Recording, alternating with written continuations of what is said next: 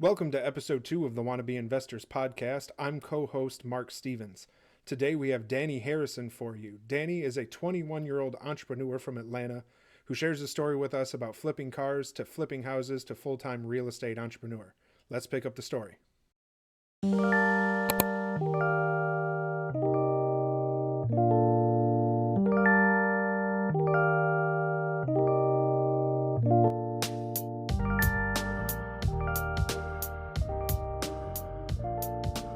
So I'm Danny, from Atlanta, Georgia. Lived outside of Atlanta pretty much my whole life.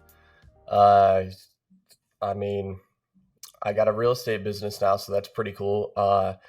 My journey started out, I guess, kind of, I grew up in a kind of sort of little small town.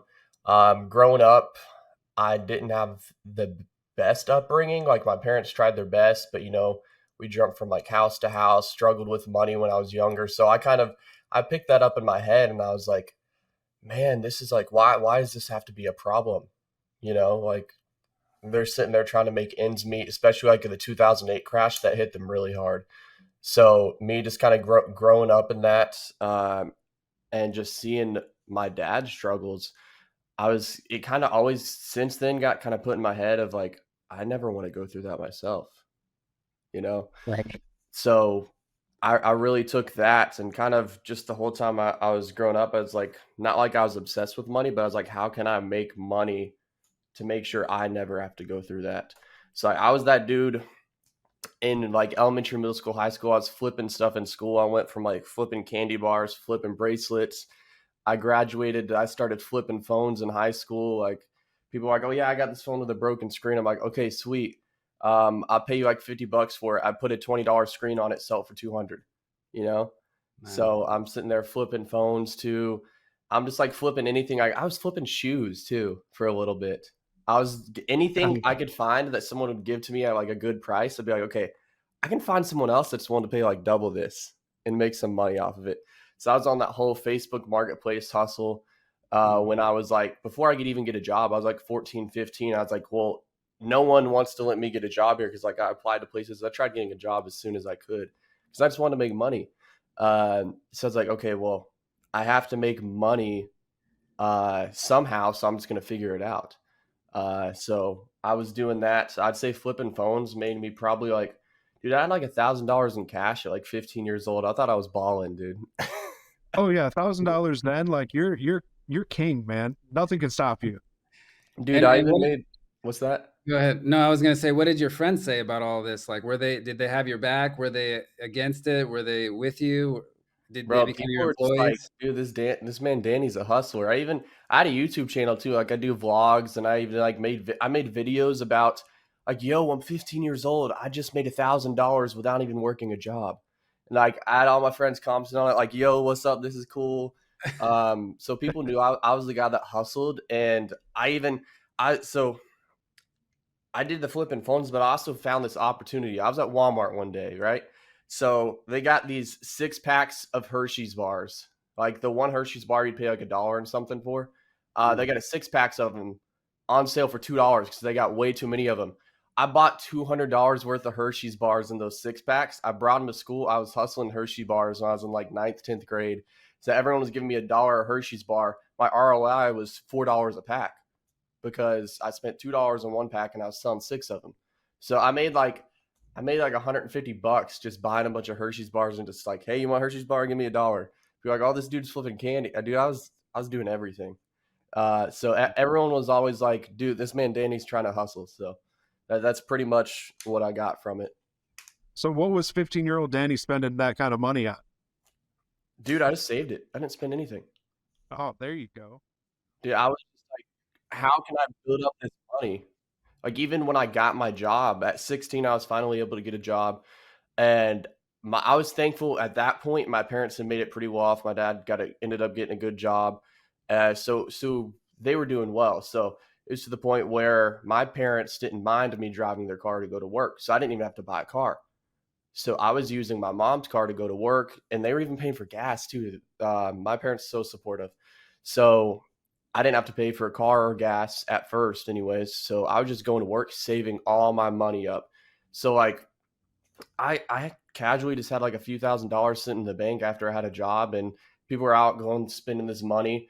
And I would say ever since I've had a job, I've always kind of made a threshold like, okay, now I can't go under $1,000. I have to keep this money because I saw the ultimate goal of like, if I want to have money, I can't just go out and spend it.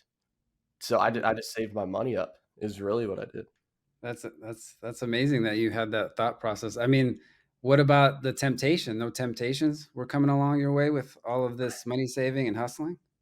I mean, I would say yes, but at the same time, I busted my butt for this money. So I was just like, I was kind of at that point in time, obviously I didn't develop any kind of mindset things. I wasn't even as close to as far along as I am now. But I was just so addicted to the number in my bank account. I was just like, I like looking at this more than I like looking at this new pair of shoes. I like logging into my bank account saying, I have $7,000. Man, that's so cool. Like I was actually at that point in time, I was addicted to looking at the number. So that honestly was kind of more important to me than anything else. If that sounds good or bad, I don't know. But Yeah. at that time, that was what was important to me. And did you go from phones to maybe cars and then you got into real estate? Dude, we What haven't was even got started. Dude, you just like you hit the nail on the head, bro. That's exactly what I did. oh okay. So eventually, it was actually after I got out of high school because, dude, I did make a few mistakes, honestly. Eventually, I did spend money. Let me be honest. Um, so I would say when I was in high school, I ended up buying this really nice truck that I wanted, but guess what? I paid cash for it. It was a $10,000 truck, paid cash. Wow. So obviously, that was almost all my money. But I was looking at it from a perspective of this truck can actually make me money in the long run. We'll get into that. Uh, so I bought this truck I wanted. Then, I'm still making more money. I got this nice job now that's giving me pretty good income, at least for my age. And then I just kept saving that. I ended up saying, hey, I'm about to start this full-time job. This is like right before I graduated high school. So uh, I was like, oh, I'll have this truck, but I want to save money on gas. So then I went and bought a car too. I was supposed to have fun with it. It was this little manual car. But that was back before I was still kind of learning how to spend money and like what I should spend my money on.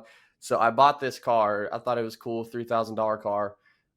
Next thing you know, the engine blew up like 2 months after I bought it. Lost $2,000 on that thing. I'm just like, oh man. So that really just like a punch in the face because also I was surrounded. I brought my friend with me that encouraged me to buy it. I was like trying to negotiate the dude down. Or my friend's like, dude, this is a nice car. You should get it. I'm just like, dude, why did I bring this guy? But essentially, it's the people I surrounded myself with too, Yeah. because they had these cars, and I'm just like, oh, I want this car now too. So I ended up buying this car. I lost money on it. I was like, dang, that sucks. Now I don't want to do that again. So then I essentially after that I lost out on that car, and then I just was like back on my hustle, like not spending any more money. And actually, I did do something else. I was flipping wheels too. So my Oh, truck that I said I bought, I owned that thing for 2 years. I probably had 10 different sets of wheels on there, wheels and tires, because I'd get a new set, I'd trade them, I'd flip them. So that truck actually made me money. I don't even know how much in profit I made off of wheels. I buy a set of wheels on Facebook Marketplace for $900, sell them for $1,500 to the right person. Because people are like, oh, I want to get rid of these right now. And I have people that it'd take a while for them to buy it, but I had them sitting in my garage. I'm like, okay, I know they're going to make me money. So I was flipping wheels in the process too. Bought that car, lost out. I was like, dang, this sucks. So then I ended up getting into flipping cars that same year. But I was really strategic about it. That car I saw that was like, oh, is this cool car that does these cool things? Now I'm just like, let me get into boring cars because that actually makes money. The cars that are reliable, it's like Toyota Camry, all Toyotas, Hondas, all that. So essentially, I would pick up my phone, go on Facebook Marketplace and look for cars. So then I started flipping cars, and I did that while working my job. That point I was out of high school, working full time. I was flipping cars. What's that? I worked at Quick Trip, a convenience store. Uh, Essentially, I went from high school as a clerk in the store, just doing kind of the grunt work. And then I was always growth mindset, even though it was not into business yet. I was still doing it on the side there. but I saw this money right now. So I was actually working my way up the ladder at my job. So it's all about who you know, right? So I knew people that were on like the development side of things, like that had moved up from in the stores to doing new things. So I went up to this job. I was a project technician. That's what they called it. So essentially we were doing remodels at Quick Trips. So like anytime Quick Trip wanted to roll out, just like random things like, okay, now every store is going to get this new printer for the food labels. So I'd go around every single store, install the new one, throw out the old one, even went up to the point where I was actually remodeling kitchens, project managing, remodeling kitchens at like 19 years old. So I was freaking putting in the work. So I was doing that and then doing this flipping cars on the side. And I was like, dude, this got to be an easy way. Like, I'm telling you, I was working like 65 hours a week and flipping cars at the same time. So I was probably working like 70 something. I was still going to so essentially my schedule was like, okay, go to work from like 5 a.m. to like 6, 7 p.m., maybe 8 p.m., just depending on the day. Also, and I had 2 days off a week. So then I'd be flipping cars on my days off. And I was just freaking grinding, dude. And I was always on Facebook Marketplace too, trying to find more cars. And I was like, oh my gosh, I'm really like, I was doing so much work to the point where I was like, I don't honestly looking back on it now, I was like, dude, how did I do that? I was I was a workaholic at that point in time, but I wanted money. Um, but then I was flipping cars, and then I was thinking there's got to be an easier way because I was sitting there. All my off time was spent scrolling Facebook Marketplace. You had to target the ones that just listed because those are the ones that were good deals, at least from my luck. So if I found a car, I'm in Georgia, right? If I found a car that listed in South Carolina, they want $3,500 for it, but it's worth like $5, $6, $7,000. Guess what? I'm driving to South Carolina tonight to go get that car. So that's really what I was doing, and I was just grinding it out, flipping cars, and then I was like, dude, this is taking so much out of me. I was getting sick of picking up my phone and looking at Facebook Marketplace, Yeah. not because of the end result, but just because of how long it took to get that result, and it just kind of took away from me being present in other things. So eventually, I came across this dude, Jerry Norton, on YouTube, wholesaling houses. Yeah. And I was like, dude, this is pretty cool. Like, I feel like I did stumble upon it a few years before then, but at that point, it was like some random dude on YouTube. I was like, nah, this is a scam, whatever. So I started watching Jerry Norton. This was actually, I want to say June, July of 2021. So I was digging into that. And then honestly, I was so busy at work still that I kind of put it on the back burner and just was like still working, but it was still in the back of my head. The gears were spinning. So I was watching a YouTube video every now and then, but I never took action because I was just straight up in the consuming stages of like, dude, I don't even know how to get on the phone with a real estate agent because that's kind of what I was watching. Or even like on the phone with a buyer. Like I had no idea. I was just consuming content. So what really changed it for me is towards the end of 2020, I want to say like December, I was watching some YouTube videos. I kept seeing ads for this dang Blue Genie. This dude, Jamil Damji, talking about wholesale real estate. And I remember it. I'm like, dude, why do I keep seeing this dude's ads? It's like some Lamborghini mentor, this and that. And I remembered I actually saw him do a YouTube video with Jerry. And at that point, I had trusted Jerry because I'd seen all these YouTube videos. And I'm like, well, he actually did do a video with him before. So this dude must be legit. And then I click on this link. It's to talk about astro flipping. And I'm like, okay, sure. I'll sign up for a call, see what happens. And then I watched kind of this onboarding video before they would call. And it was kind of like a clip of one of his coaching calls. And he was having a prayer and just kind of the way he was talking, I'm like, dude, something feels right about this. I don't know. Like I remember I was literally, the link got sent to me. I was sitting at the gym doing an ab workout and I sat here and watched this video. I'm like, dude, something like I just had that feeling, I was like, there's something's going to happen here. So next thing you know, this dude gives me a call, one of his onboarding guys, Carl, and he's like, so yeah, tell me about yourself. He basically was trying to tell me, see if I was the right fit for this course called astro flipping. I actually got the shirt on. And like I said, at this point, I didn't take any action yet. I was just consume, consume, consume. So next thing you know, I actually joined Astro Flipping. I spent this because these mentorships, you gotta spend a big chunk of change at first, but that's basically the fee to show if you're actually willing to put in the work. It's like, Mhm. are these people going to show up or not? At that point in time, I had not developed my mindset to that stage. So I was just like I said, all I did was save up money. So I had a bunch of money stacked up at that point when I signed up for Astro. So I had the money to pay for it, but I was just like, dude, this is crazy. But then in the back of my head, I was like, okay, so if I do one deal, because I've been watching Jerry Norton, he averages $10,000 a wholesale deal, right? So I'm like, okay, if I can do one deal, it'll pay off the mentorship. And then whatever I do after that, we'll just be making more money. So I was just like, this is when I got serious because I actually had skin in the game now. So I'm like, okay, what do I have to do? So I'm sitting here consuming this course to like take this action step. Like I was literally like, one of the steps is call hard money lenders. That's the first people you have to call to see what kind of terms they offer, what kind of points origination, all that stuff. It's just like, oh my gosh, like what am I doing? Like, hey, what's going on? Like I was freaked out, but you know, you got to fail forward. Uh, Mhm. so I started calling people up and essentially just taking action on the course. Then I started doing the things. Uh, so the way it worked out for me was kind of different. So I started telling everyone I knew, I'm like, yeah, I'm doing real estate now. I started being loud about it. Hadn't done any deals yet. So that was December 2021. This is January. I'm still doing the action steps. It's a 6-week course. So I'm trying to figure all this out, just figure out how to even like know what a property is. I don't even know how to comp at this point. Uh, so essentially I'm just kind of learning everything, right? And I have this one of my friends that I know like from high school, completely outside of real estate. He's like, hey man,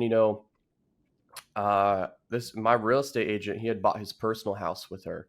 He's like, she just brought me this property, and it's like I told her I kind of want to flip a house, so bring me something when you got it. But I honestly have no idea what I'm doing. Can you help me? And at that point, I didn't know what I was doing either. But guess what? I knew the people that knew what they were doing, so I could connect to those people and make it work. So I was like, okay, this is awesome. I was like, yeah, man. I was like, you know what? We could make a nice fee if we wholesale this because it was this property that was at like 50% ARV in one of the best sides of Atlanta. It was a really good area, caught like medium rehab at 50%. I'm like, dude, this is a freaking great deal. Uh, he didn't want to, he was like, man, I have a good relationship with this agent. I told her I wanted to flip it, so I really want to do this. And I'm like, okay, let's come up with a game plan. So came up with a game plan, got in contact with the right contractor. I actually had a good friend of mine now, Rocky. He's also an Astro as well. He pretty much got me all the connections I needed to make this happen. So I had money saved up. So doing a flip, it was possible because I had reserves. I didn't know about private money yet or anything like that. Let me show you how much of a noob I was. I didn't even know the steps of like I was getting a hard money loan, and I didn't even know how the process worked. So they're sitting here talking on the phone with both of us, and they're talking about some kind of construction holdback thing. And I'm just confused. I'm like, wait, so you don't give us the money? So it's like I was literally just like failing as I went. I was like taking action, just like, let me figure this out. Like I might fail Yeah. along the way, but shoot, let's freaking do it. So long story short, into February, we close on this house to flip it. And we end up flipping this house and ended up sold it in May and made $80,000 profit. I'm just Damn, like, my man. Awesome. like this is insane. And that is usually Uh, it's weird because most times people are just like, okay, how do I wholesale something? Then they graduate to flipping. But I went ahead in first, and I was like, okay, let's figure out if this dude wants to flip it, and that's the only way we're gonna make this deal work. I'm not gonna miss out on money. So we ended up flipping that, and then throughout that process too, I was also finding properties to wholesale. So, dude, I joined Astro in December of 21, and then combining flipping with wholesaling, dude. Oh, it was the month of May for me because it's a compounding effect too. So I found a property in April that I wholesaled, found another one in April, just all from this agent outreach thing that I was doing. So by May, I think I made So it's 80,000 on that flip, and then another wholesale deal that was 32,000. Then what else? 32K on a wholesale deal? Yeah, my first Wow. one. Wow. Is How did you, let's talk about that deal a little bit. How did you find that deal? I actually, so in Jamil's course, he provides everyone with an agent list for their market, right? So I took this agent list from the Atlanta market. I got batch dialer. I imported the list of batch dialer, and I was just cold calling agents, making relationships. So this one dude I made contact with in January, real estate agent, he hits me up in April, like, yo, dude, I got this property. We were going to go on market with it tomorrow, but I remembered, you wanted to look for a fixer up, so I figured I'd shoot it your way. And I looked at it. It was actually funny because I'm in the market I'm in, but I was actually in Vegas for Clever Summit last April. And I Yeah. was in Vegas, and this dude sends me this property. This is the coolest thing about real estate. I'm not even boots on the ground yet. So I'm in a completely different state. This dude sends me this property. They're asking 285. I comped it. ARV was like 428. And I was like, dude, this is a deal. It was a cosmetic rehab, needed flooring, paint, new cabinets in the kitchen. The bathrooms were already remodeled. I was like, dude, this is a deal. So I was actually, since I just did that flip, I was like, oh, maybe I'll flip this one too. So I analyzed it as, okay, well, I'm going to shoot for the stars. I'm going to send this out at 310K. It's a little high, but if I don't get that, I'll just flip it myself. So I sent it out at 310. I had someone that had an interested hedge fund buyer. Then they came in at like freaking 340, which was crazy. But they backed out. They're like, oh, actually, the house is a little too big for us. Hedge funds are really picky and they waste your time sometimes. I ended up finding another Astro student actually that found me a buyer. And I was like, dude, if you net me at 310, make whatever you want. So he found someone that came in, I think like 315. And then he made 5K too. So ended up getting a buyer secured at that. And I was like, dude, this is insane. So that was a 32K deal. That's how I got it. Straight up agent outreach from this list I got from Astro Flipping on Batch Dialer, and just following up with that agent and making a relationship with him. Beautiful. And that's a lot of what the Astro Flipping model is, Yeah. right? You're doing agent outreach, trying to find properties that are distressed. People need to sell them. That's what you said. That was your first deal, was right after Clever Summit last year. Yeah, that was my first wholesale deal. Your first wholesale deal. How many have you done since then? Ooh. I want to say it's around 10. It might be 9. It might be 11. I'd have to pull them all up. I don't have the exact count, but it's around that area. So all in all, like real estate transactions, including flips, wholesales and everything, I'm probably at like 15 right now in like a year and a few months. How old are you, Danny? 21. Damn. Oh, Okay. And so my question is, what it seems like you haven't had that many challenges. Everything's been like scaling up. Like you went from phones to cars to flipping. Like what challenges have you had in this whole thing, so the audience can, kind of get some insight on that? I would say the main thing, especially getting into real estate, I realized this is not the most important thing, is what's in here.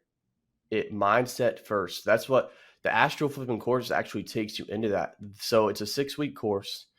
In week 1, there's nothing to do with real estate. You join this course like, I thought I was learning real estate. What is this? The first week is all mindset. It's a full week of mindset. So it's getting your head right up here and getting all those limiting beliefs out the window. Because if you're trying to build this business, you're like a week and a half in, like, oh, nothing's happened yet. What's going on? Like, am I really not cut out for this? Oh, dang, am I really not going to be able to do this? Like, just like all those things in your head, you got to get rid of that. Like, no, I can do this. It might even take me 6 months to even get one thing out of it. But as long as you show up every single day and put in the work and don't let yourself get in your head, there's no way you're going to fail. There's literally no way. And that's what I heard. I was actually at Wholesale Hotline a few days ago, and Pace was like, dude, all I had to do was show up every day, and look at me now. Like, all you have to do is show up and put in the work. So getting your mindset straight and actually like killing all those limiting beliefs and even the people you surround yourself with too, right? So you're a product of the closest 5 people you hang out with, right? Mhm. So if you're hanging out with all these people that are making like 30, 40, 50, 60,000 a year, it's kind of limiting your financial thermostat. You're surrounding yourself around them, you're doing what they do. And now I'm going to be honest, pretty much all of my friends now either are in real estate or they own businesses.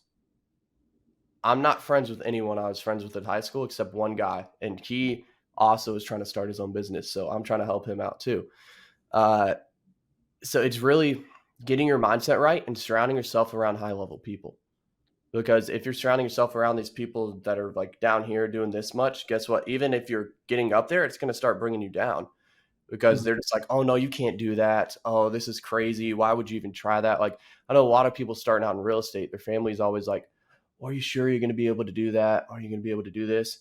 Even like when I told my dad, so I didn't quit I kept my job for a long time too. I didn't quit my full-time job until February of this year. And I was talking to my dad. I had already made $200,000 in real estate last year. So it's like, why am I still working this job?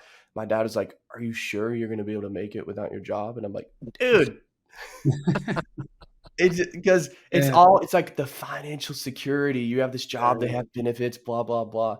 So he was even like, are you going to make it? I'm like, yeah, dude, I got this. So it's all around surrounding yourself with high level people and just getting yourself in the right headspace. Exactly. And let me ask you this. Do you have a girlfriend, a wife, or anything right now? Not right now. That was actually a hard part in my journey as well. I got out of a 5-year relationship back in September, unfortunately. So 5 years? What's that? So 5 years and you're 21? That's impressive. Yes. It's So 25% of your life, man. I know, it's crazy. So it was a huge thing for me. We just weren't following the same path. I had this whole idea of what our life was going to be like in my head. I'm like, we're going to get married, we're going to have kids. I had the whole thing out in front of me. It's like, this is all going to work out. We were going to move in together. And then just 1 month, it just started not working out. And then eventually we broke things off. And then I was just like, shoot, now what am I doing this for? So it's actually been a struggle I've been going through myself, which I'm finally getting myself in the right rooms, getting over that. But it affected me because part of my why was like, so my family struggled. Now I'm just like, okay, I'm gonna make sure my actual family never has to struggle again. I'm gonna make sure my wife and my kids, if my kids want to go to Disneyland, I'm like, okay, let's go to Disneyland. I don't ever want to have to worry about money. So then I had this actually idea of like, okay, this is my girlfriend. She's gonna be my wife. We're gonna have kids. I had the whole plan right out in front of me, and then it just basically exploded. So that really hit me hard. So I was recovering from that, and it was a process. I'm gonna be honest. So it's the roadmap is not always going to be smooth sailing. Like I just mentioned, how awesome the month of May was last year, and you guys are like, oh, this is crazy. But then I'm not also sharing you guys. Okay, I broke up with my girlfriend 1 month and I didn't do any deals. You know, there's a balance. You can do really good, but there's also points in time where it's going to be hard. It's going to be so freaking hard you feel like giving up. But it's just putting like I was getting the right headspace of like, okay, I'm here for a reason. This is actually challenging me because the thing that's on the next side over, like on the other side of the wall that I can't see, is going to be freaking insane. It's going to be so crazy that it's going to extremely elevate me. I'm going to be doing a lot better. So this is just a bump along the road, and that it's just telling myself that is what really keeps myself going, because I know it's the truth. So many people are like, okay, if it gets really hard right now, guess what's waiting on the other side? You know? And what was the mindset change? What was the recovery? How long did it take you to recover from no deals then to like, okay, I need to get back on the grind. I need to get back on my stuff. You know, I have a purpose. I have my mission to, take care of. And then now you went back on your mission, back on real estate. Dude, honestly, it took a few months. So I would say actually from like September to October, even going into November, I was still working my job too. So I was working like 50 hours a week. And then I was also trying to build my business on the side too. And I literally like I didn't even process what happened. Like I didn't even process the breakup. And then like one night in like November. So at that point I was still smooth. I was not smooth sailing, but I did a couple deals. I was still kind of going through the things. And then it just hit me one day. I was like, oh shoot. I was literally laying in bed at like 2 a.m. I'm like, wait, that really happened. I was like, oh shoot, man. So it literally processed like right then. And then it was probably, I would say for like from like November to like part of December was just kind of me like figuring out what am I doing with my life? Like what actually is my purpose? And why am I on this? I know I'm on this earth for a reason. I know I'm on here to do great things. So it's really just kind of gaining that back towards. So basically, the end of the year was a little bit rough for me. I had a flip that I did that I didn't lose money on, but it just completely didn't work out. Didn't sell as fast as I thought it would. So just all these things compiling at once. So it was a mess towards the end of the year, but it's just about, okay, now what steps am I going to put in place to prevent this from happening next time? It's all learning experience. And how can I prepare myself for that next thing that's coming? So it, like I've been kind of preaching most of this, is it's all in your head. Yeah. If you let it defeat you, it will defeat you. Yeah. I'm proud of you on that, man, because I have a buddy that went through a breakup and that took him down to through the abyss, like destroyed him. Like Yeah. now he's just now trying to rebuild and everything. And it's been a year. Yeah. A Yeah. And year honestly, now. it still So, slightly affects me, but one thing also as well that I also have faith. So I'm just like, okay, I know whoever you believe in, the higher power, whoever's watching, it's like, okay, well, I know they have a plan for me and that this is just their way of showing me, hey, this actually wasn't supposed to work out. You went through this 5 years and I don't regret that 5 years. I'm not just like, screw her. Like she's still a great person. It just didn't work out, you know? yeah. So I just like, okay, I'm glad I know now and not instead of 10 years down the line when we're already married and have kids. Like that would be terrible. So I'm like, okay, this happened for a reason right now. And maybe that's just that door closing and the next door opening up for, this next person that's going to be extremely amazing. Or maybe I'm just going to be on my own for a few years. Who knows? Maybe that it's just part of my journey that I have to go through. And I mean, that's just really how I thought about it. And it helped me out. And sometimes every now and then I'll be like, dang, I miss being in a relationship because obviously I will tell you, it's nice being in a relationship, nice having someone that cares about you and just like, hey, I had a rough day and just, chilling out with them. So that part I would say, yeah, I miss it, but everything happens for a reason. That's the thing I say all the time. Everything happens for a reason. Oh, I left the house 5 minutes late. What if I got in a car accident? You never know. That's just the world telling me, okay, this is how this needs to work out. So it's just kind of reframing that in my head all the time. That's awesome, man. I'm just getting deeper into that because it's like, there's really no excuse not to go and pursue your dreams. Like, breakup or family, having kids. I mean, there's always a time, there's a window that you have to create for yourself to be able to, devote to that dream that you have. That's just why I'm going in a little deeper on that. But Yeah, there's some resiliency you have to have as an entrepreneur. You're going to deal with adversity, whether it's in your personal life or in business, and that's like a muscle that you have to continue to build up. 100%. So speaking about mindset, is there anything that you do or any like routines that you have or anything specific that help you work on your mindset? Or do you do like any sort of affirmations or do you write things down? Do you have like a vision board? Is there anything like that you do to keep yourself plugged in? I got my whiteboard right there. And like, whenever I'm like kind of going through a day and I'm struggling, I will literally like write out what I'm grateful for, why am I where I'm at? And if I'm in a slump, like, dude, get your ass up. Look at all this stuff on this board. Look at those people relying on you. Like, my goal is I want to retire my parents too. So I'm like, okay, well, if I don't put in the work, what's going to happen to them? I have like so many things. It's like, okay, you help this person do their first deal. Where's that next person waiting for you to help you do their first deal? If you don't take that action, then you're letting someone else down. Even if it's not one of those things that even they know it. It's like, dude, you have a purpose here. So I will sometimes sit here and I'll just write some stuff out. Like, okay, well, what is your goal? Okay, this is your goal. What are you doing to get there? You know? That's great. I love that. Yeah, and there's a quote. I think it was from Alex Ramosi. He says it takes 100 times to break down your muscle and rebuild it, right? And then also it happens the same thing with your mind, but with the mind, it's a choice, and you either make that or you don't. The other ones, it happens naturally. So that was something I liked. It kind of plays into this whole thing. So is there anyone that you still follow, any content that you still consume for real estate or for mindset or anything like that? Anyone you like to follow? There is quite a few. I still do consume some content, but it's all about implementing what you follow and taking action steps on it.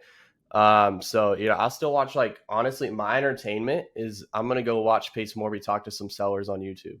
Yeah. And then that kind of it can increase my skill. I can pick up on something he said, like, oh, he's actually using this real life comparison of, oh, this is like me paying your credit card. Just like this dude uses crazy examples. So it's just like it could be teaching me, okay, now to try and get this seller to understand what I'm saying, I can bring a real life situation into this. So stuff like that. And then also for the mindset, one of my favorite podcasts is the Ed Milet show. I love it. I love Ed Milet. So that's one of the main ones I listen to, and just like some of the people he brings on there, it's just freaking, it's mind blowing. So that's true. That's my favorite podcast right now for like self-development mindset. And also another good one is Lewis Howes. So I listen to him sometimes too. Yeah, Ed Milet's great. Shout out The Power of One More. Oh yeah. Yeah, that oh yeah, he was the keynote speaker at Clever Summit. Yeah, Clever Summit. Yeah. He spoke at the end. I'm in Michigan now, but I flew out there for that. I was there last year. Okay. That was great. Great time. I really liked what was his name? Mike, the marketing guy. Shoot, I can't think of his name. You talking about Billy Jean? Billy Jean is marketing. Unbelievable. Yeah, Billy Jean. He was awesome. Dude, that was crazy because he was even doing like the most basic ads that look like they were made with like a freaking Microsoft clip art, just like writing the doodles on the screen. That was like his advertisements. People were like, what is this trash? But it was still working. Yeah, absolutely. And let me go just track back a little bit, since you've done so many deals now. Your partners and everything. Have you had any bad partners? Any legal issues with any of the deals that you've done? So far, not yet. Fingers crossed. One of my partners on a good bit of those deals was actually my buddy Rocky that I met through Astro. He essentially, I met him in January of 22. And he helped me actually implement on that action as well. So back then I was just like, I didn't even know how to comp a property. And he essentially walked me through that. And essentially it was like a win-win for both of us. So we started doing deals together. Essentially, I did quite a few wholesale deals with him as well. And we're like brothers now. Like, I'll go to his house and hang out with him and his kids and his wife. We'll have fun on a like Friday night or something. So it's kind of like we've kind of built a partnership there too. So we've done a lot of deals together. Now, I've done deals with a few other Astro students too. And so far, everything's went well. I would say one of the first flip I did do, the partner I had on that, he wasn't really into real estate yet. I explained that a little bit ago. And one thing I struggled with on that one is I found myself doing a lot more work than he was doing, but I had already agreed to doing 50-50, you know? Yeah. So we had decided to split the profits 50-50. I was like, okay, this is cool. But then I found myself probably doing like, it felt like, at least in my perspective, I could be wrong, but I felt like I was doing 80% of the work and he was doing 20. I was just like, dude. So that was probably the one situation where I felt like I should have got more, but I'm a man of my word. So I wasn't going to go back and be like, hey, dude, I need more money now. I just took it as, okay, this is a $20,000 learning lesson, Yeah. just something like that. Like I could have made more money, but I said I was going to do this. I didn't make all those expectations clear. So I essentially, I took fault for that and was like, okay, well, this is how I can learn for next time. If I partner up with someone else, I want to make expectations very clear. And that was just one deal, or is that where you Yeah, guys that are was just working one. together? Okay. Okay. Yeah. And what kind of strategies are you working out now? Like in real estate, you just focused on wholesaling, focused on flipping? Are you focused on sub two now? Are you what's your strategy? So right now I am focused on wholesaling and flipping. Uh, my basically my goal is ideally kind of on my board is like, okay, I want to do 4 wholesale deals a month and do 1 flip. So 5 properties total. So that's my goal. Still working to get there. Uh, but doing some wholesaling, to get that active income in, and then doing flipping, it could take a few months to get money on a flip. So I'm basically doing both of those right now, and it's all basically agent outreach and JV wholesale deals from actually. So now I'm essentially a group leader in astro flipping for Atlanta. So anytime someone new in Atlanta new comes to the Atlanta market, they always hit me up, say, hey, how do I do this? How do I do that? So essentially it's a way of lead generation for me because I can teach these students how to do deals. And then I'm going to be one of the first people they bring it to see if it's a property, see how it can work out and tell them, hey, you need to do this instead. So it's essentially like another way of me pulling in deals. So that's kind of both of the ways that I'm getting my properties right now. So you're kind of building a little sub community within astro flipping. Mm-hmm. Having your own community there. That's important, I think, for our listeners, for everybody else. That, and you've said it several times, it's the people you have around you. And if you're out there giving value to other people and helping people get their first deals, like if you were the person that helped me get my first deal, like I'm going to do anything I can to bring deals to you or help you out in the future. That's just kind of how it works. 100%. And whether it's not like you even have to keep track or keep score that way, it's just kind of like intuitively you're more willing to help somebody that's helped you, and kind of all rise together. What's the market like in Atlanta? What's been going on there? Is it still hot? What's inventory like? What are you looking for there? So in Atlanta, it's still a hot market. It's a huge market too. And I would say one thing kind of new people coming in don't understand is it's like 2 markets in one, really. So you have essentially you have the city of Atlanta right here. You have 285, the interstate that kind of surrounds Atlanta. And then you have like the metro Atlanta areas like Cobb County, Gwinnett County, and all of that area. So right now, honestly, when I don't really like deals inside of Atlanta as much. Sure. Most of the houses in Atlanta are older. They're pretty much always a full gut. And I would say I don't have too many buyers that are really as interested in the city of Atlanta because they have a bunch of permitting issues. They take forever. They drag that process out. So I'm more focused on the metro Atlanta area, and people love that area. So anything like Gwinnett County specifically, I have like quite a few buyers that if I don't decide to flip it, I actually got one done at like, I want to say like 72% of ARV right now, which is a pretty good. It's a cosmetic rehab, but that's a pretty high percentage. But it's a really good area, good schools, nice neighborhood. So it's really, I'm focusing more on kind of like the suburban areas and not as much in the city. Now, if someone brings me something in the city, I'll see if we can make it work, but it's just I don't have as many people interested over there. And I feel like there's more people interested in the metro areas, and it's more of like where you'd want to build a family, Apple. And so what are you looking to do long term? Like if you're wholesaling and flipping right now, like that's cash today. What are you doing, or what are your plans to do some sort of passive income or invest all this awesome money you're making left and right? Absolutely. So I've already kind of failed forward on that one. Um, so last year I purchased a duplex with one of my partners, and we were like, okay, this is going to be awesome. I finally have somewhere to put some of my money. And he's like, yeah, let's do short-term rental. And neither of us ever did that before. So that was the first mistake, partnering with someone that didn't know what they were doing. And I also didn't know what I was doing.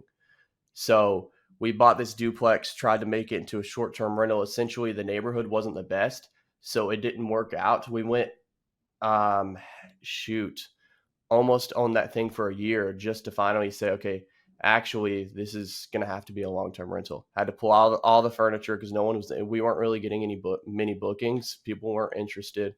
So that was going to be my first kind of roll on passive income, and kind of just really pretty much failed on that one, but I'm like, hey, that's okay. Now I'm just kind of taking a step back. Okay, let me recoup my losses from that and actually come up with a game plan and find someone that actually has done a bunch of this before and partner up with them and have a strategic game plan. Because this one, I was kind of letting it flow and just like, okay, well, this is going to get figured out, and not really putting active energy into it. So that one, I have like 50K sitting in that property right now, and I'm just finally starting to earn passive income from it, just because there's so many mistakes that we made along the process. I'm just like, okay, now I kind of step back a little bit. It's like, okay, well, I need to focus on scaling what I have in front of me right now and then get back to that, because it took a lot of energy out of me. So that's my game plan right now. Is I want to build a team for my wholesaling business, and then also eventually for that flipping business as well. Build a team of contractors and just kind of have everything to the point where I can get it delegated. And then I want to focus on accumulating more properties as well. That's kind of the goal for me right now. And I have a question. Have you had any issue with shiny object syndrome? Like trying to go to so many things at once, like maybe sub 2, and then there's astro flipping, and then there's, all these type of things, STR, MTR, LTR. Yeah, I'm pretty essentially, sure there's a lot of people watching that they don't know where to go, what to focus on, and then they go. yeah, essentially that was just that property I just talked about. I was just like, I was doing really good at wholesaling and flipping. I had made all this money in a few months. I'm just like, okay, now I got to put it somewhere. Let me do a rental now. So I was jumping around trying to do that rental, and I failed on my butt. So essentially that was my version of shiny object syndrome, trying to do, okay, I'm flipping, now I'm wholesaling. Now I want to do short-term rental. I want to pick up a long-term rental too.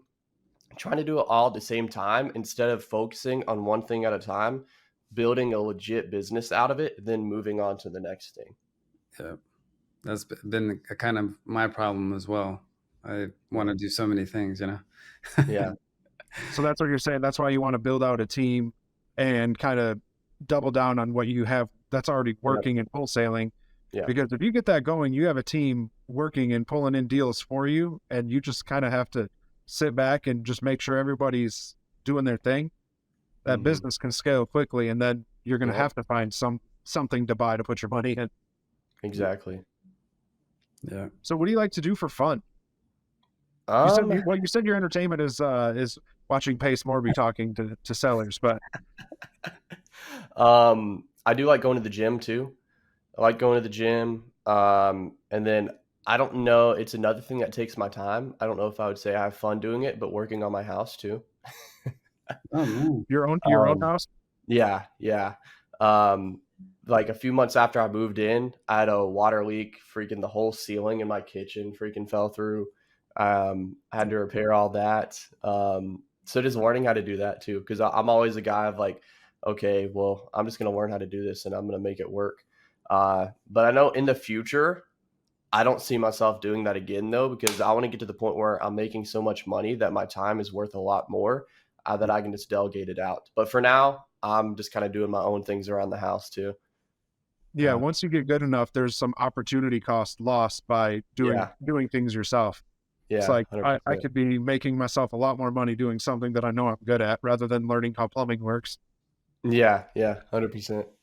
So the house that you're in now, did you buy that conventionally, or was that a deal you found? Or So this one was actually, I bought it with FHA. That's also why I held on to my job for so long. Like the first year in real estate, I still worked my job too. Essentially, I wanted the financing to get approved for the house because I knew I wouldn't get approved if I quit my job. So, because I made a decent amount. I made $80,000 last year working my full-time job too.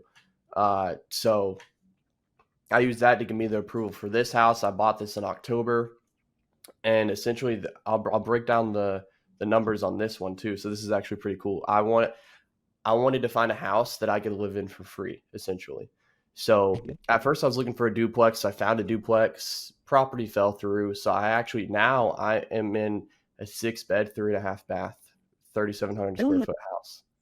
So I'll break down the numbers. So my mortgage is $3,450 a month, which is not cheap, but also I have all this room in my house. So right now I'm renting out 2 bedrooms at $985 a month for $1,970. And it's got a 2-bed, 1-bath basement apartment that I am about to get a tenant locked in for $1,700 a month. So that's going to pay my mortgage. So you're house hacking it. Yeah. I do that. Yeah. Yeah. That's good, man. So I am house hacking my house.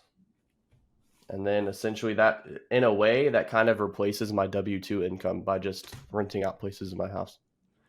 Right. Then you have a free place to live.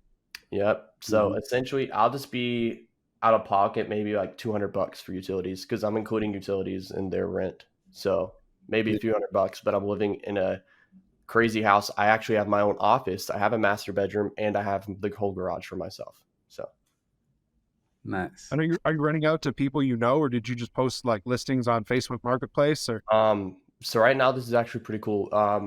One of my roommates, I actually used to work with him at my job. Now he's doing better things for himself. He's going to the gym. He's elevating his life. Then my other roommate, he buys businesses. He went to that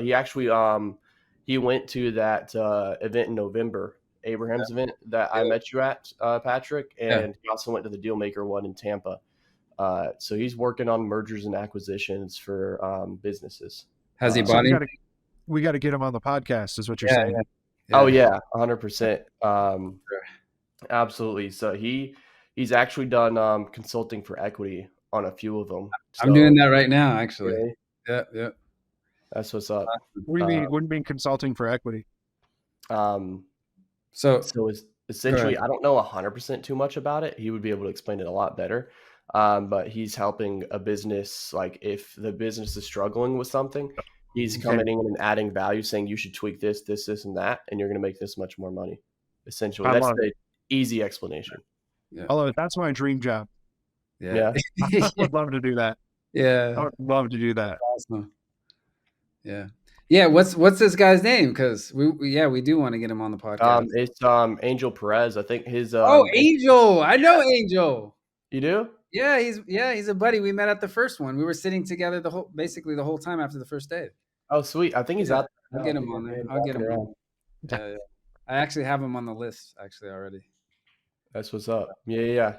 So he's living with me now. He actually, him and his wife moved down from Nebraska.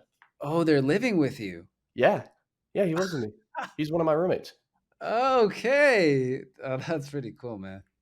Yeah, it was literally, we decided when I went to the one in Tampa, he also went again, and they wanted to be around heavy hitters in the business industry. And, Abraham lives in Atlanta too. Exactly. Yeah. So they wanted to be around all those people.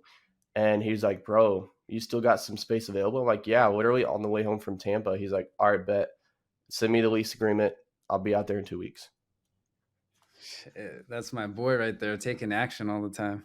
Yeah. He's living here too. So it's kind of like we're in a house of people just trying to elevate each other. Yeah. That's tight. I love that. So what would you say to our listeners who are kind of where you were before you got started, people that would like to do something different, they haven't taken any action yet, what would your advice be to somebody like that? I would say, at least for me, if you don't have the money to join a course, if you're really like, oh, hey, I want to join a sub 2 or Astro or whatever you want to do, if you don't have the money, it's okay. Just talk to us, people that are parts of the mentorship and have been through the things, and essentially get a game plan of, say, hey, I really want to get deals. I think I'm going to talk to agents and get properties that way. So if you want to do agent outreach, do this. Stick to any kind of method you want to do for anything. Stick to it for 90 days of consistent action. And if you don't do it for 90 days and you complain saying it's not working, then don't come back to us and say, hey, I tried this, it didn't work. I want to see you've been doing this for 90 days. You've been tracking your KPIs. This is what you've been having. Okay, this day I talked to 45 people. 20 of them said they were okay with me keeping in contact with them, building relationships, getting properties, whatever that could entail. I want to see 90 days of KPIs, and then you can come back to me and complain if you have no results. All right. So is that what you would do? Like if we were to do like an undercover millionaire type thing where we pick you up and go drop you in a brand new market where you don't know anybody, what do you do for your first 90 days to try to make money doing what you're doing now? Yeah, I would say I would legit probably try and get an agent list for that market, upload it to Batch Dialer, and actually like have a CRM that I can implement that so I can keep track of my follow-ups. I would also have my KPIs of how many people I'm talking to. I'd just hammer the phones and just talk to people and build relationships. That's really what the business is about, talking to people. Mm-hmm. Yeah, absolutely. And what books do you recommend, maybe for mindset, that a lot of people may need to help them? One that we slightly talked about earlier, The Power of One More. That one's really good. I read that one, and honestly, I need to get better. What's that? By Ed Milet for the listeners out there. I need to get better at reading myself. Honestly, I don't read that much, so that's something I'm trying to implement more as well, because part of me felt like I had to read the physical book, and I felt like an audiobook was cheating, but I know a lot of people do it, so I need to start picking up on audiobooks and just reading a lot more. But I have read The Power of One More. I've read Rich Dad Poor Dad. I've read quite a few things, but I definitely need to do more reading for sure. Yeah, this was good. This was great. You're interesting. This was great. I can't believe you're 21. You speak like somebody that's been around the block and you've been doing this your whole life. Man, you got so much life in front of you. You got so much time to make mistakes. Yeah. Oh, I know it. Yeah, it's just guys, it's all in here. It's all about how you present yourself, what you're learning, what you're consuming, what you're doing on a daily basis. That's what it's all about. Yeah, let's do that real quick. What's a typical day look like for you then? So right now, a typical day would be waking up in the morning, going to the gym, coming back, getting my breakfast, then hopping on the computer, essentially doing what I got to do, checking my emails, doing some follow-up, and then making new relationships, and essentially just doing everything in my little day-to-day that I got going on. And if I got to walk properties, do that in the afternoon. And then just kind of right now, I'm still trying to transition from not working full-time anymore, and now this is my full-time. So in the evening, I will chill out a little bit. And also one of the other things I've been doing a lot more, if you guys noticed, I put my @ right here. Follow me on Instagram, Danny Buys Homes. I'm making 3 posts a day and at least 3 stories a day, going live once a day. So that's been consuming me a lot too. But another thing is being loud about what you're doing.